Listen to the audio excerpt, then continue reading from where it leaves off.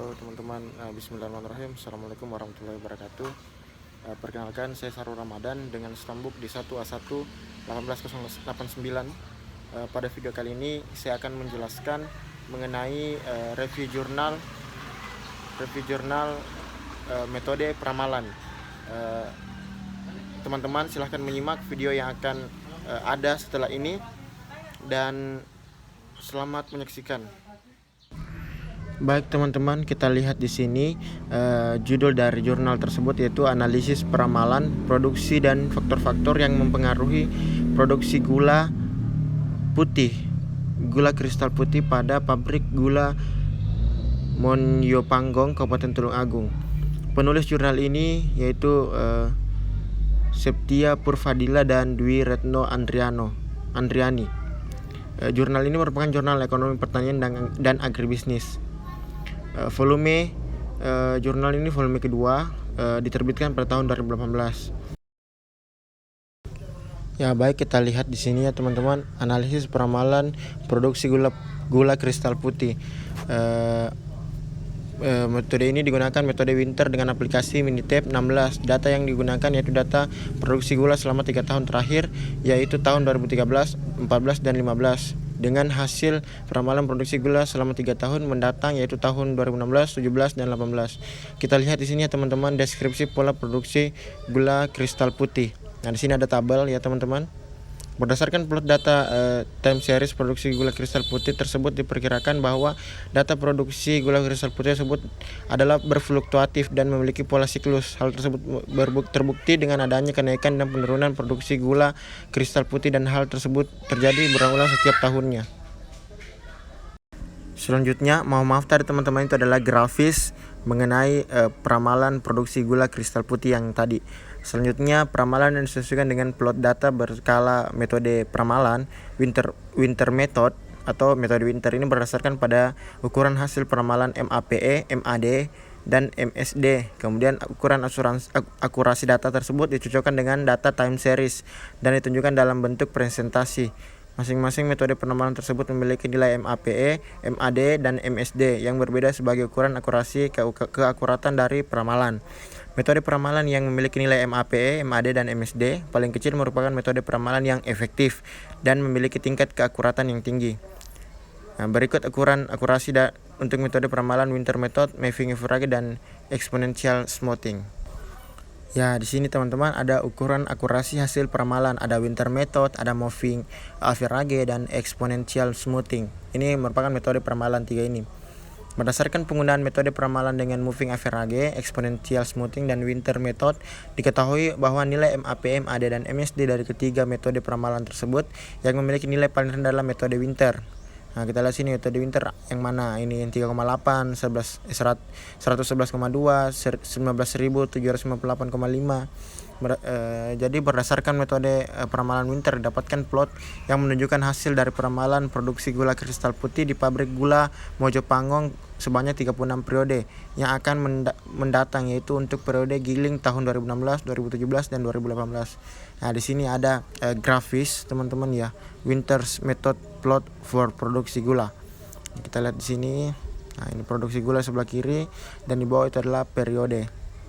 Di sini teman-teman ya agak naik turun produksinya ya, teman-teman. Selanjutnya ya, di sini hasil peramalan produksi gula tahun 2016, 2017, dan 2018. Nah, di sini ada 12 periode. Teman-teman kalau ingin membaca silahkan di pause dulu video ini ya. Subtotal dari jumlah 36.071 rupiah.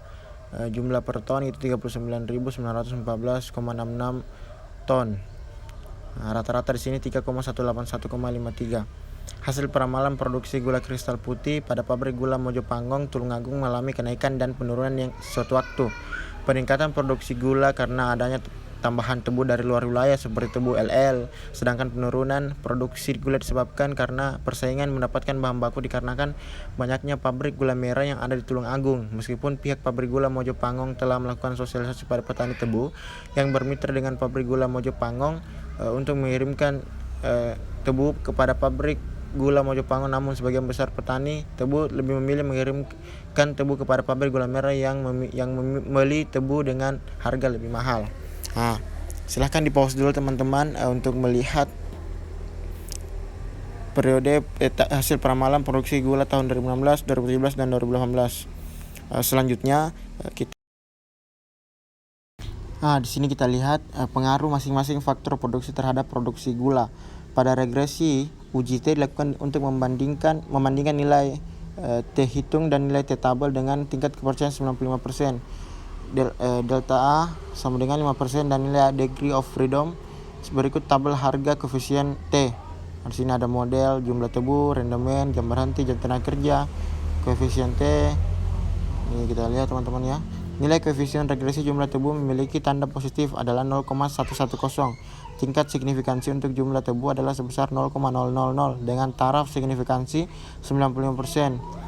Delta A sama dengan 5%. Nilai T hitung adalah 7.759, di mana nilai ini lebih besar daripada nilai T tabel 2.364. Dapat disimpulkan terima H1 berarti variabel jumlah tebu secara parsial berpengaruh terhadap produksi gula kristal putih. Nilai koefisien regresi untuk rendemen mempunyai tanda positif dan besarnya 139.668, sedangkan nilai T hitung adalah sebesar 1.276, di mana T hitung lebih kecil daripada nilai T tabel 2.364.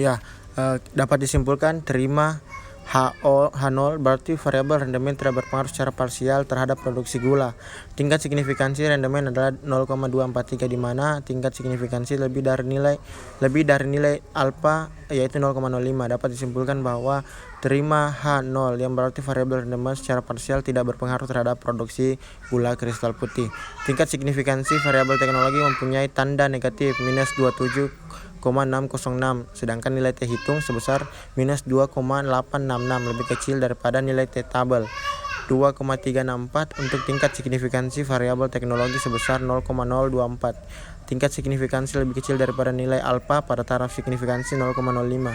Dapat disimpulkan terima H0 yang berarti variabel teknologi jam berhenti giling ya teman-teman secara parsial tidak berpengaruh terhadap produksi gula kristal putih. Nilai koefisien regresi tenaga kerja mempunyai tanda positif sebesar 0,196. Variabel tenaga kerja memiliki nilai T hitung sebesar 0,116, lebih kecil daripada T tabel 2,364. Tingkat signifikansi sebesar 0,911, di mana tingkat signifikansi lebih besar daripada alfa pada taraf signifikansi 0,05.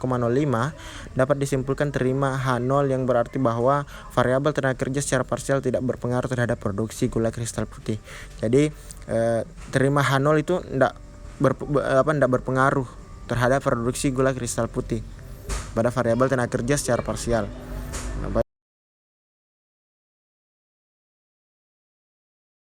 Baik, kita sudah berada pada slide kesimpulan dan saran.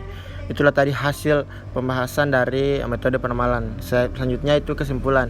Berdasarkan penelitian mengenai analisis peramalan, produksi dan faktor-faktor yang mempengaruhi produksi gula kristal putih pada pabrik gula Mojopangong, dapat disimpulkan bahwa ada dua. Yang pertama, berdasarkan hasil analisis regresi linear berganda pada faktor-faktor yang mempengaruhi produksi gula kristal putih pada pabrik gula Mojopangong adalah variabel jumlah tebu dengan taraf kepercayaan 0,05. Nilai koefisien regresi variabel jumlah tebu sebesar 0,110, artinya setiap penambahan 1 ton tebu akan meningkatkan produksi gula kristal putih sebesar 0,110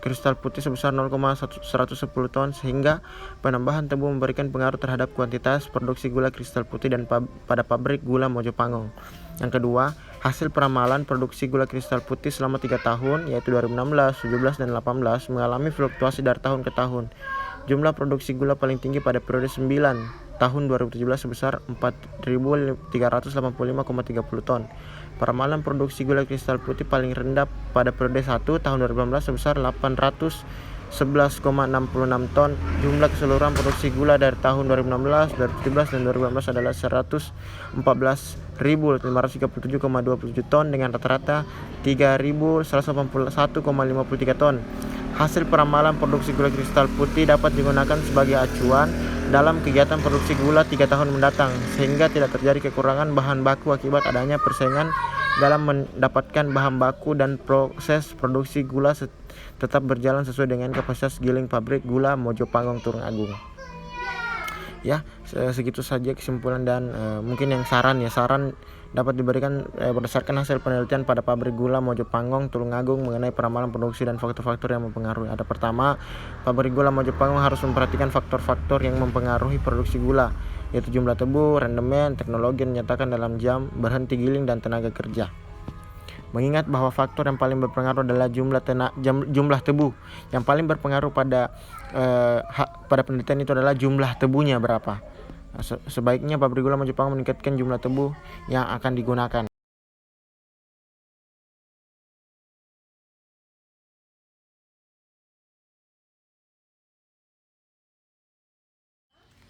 Alhamdulillah teman-teman, itulah tadi hasil review jurnal dari saya dari metode peramalan.